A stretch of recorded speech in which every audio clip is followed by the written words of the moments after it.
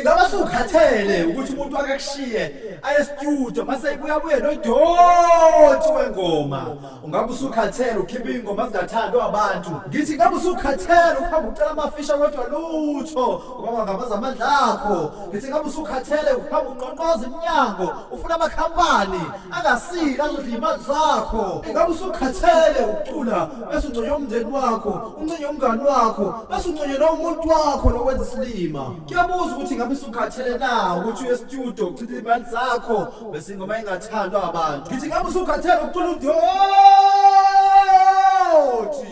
Xhumana nomkhulu King ukuzitholela usizo. Sithola isiwasho sama-hit song esizokwazi ukuthi ucule kahle uthandwa abantu ezweni. Uzoxhumana nathi kuzo lezi ndawo ku-Facebook King Nuba Media _KNM, ku-Instagram King Nuba 1, ku-YouTube uzosithola lapha ku-King Nuba Media bese ku-TikTok usithola lapha ku-King Nuba. Walala wasala waphimba walala.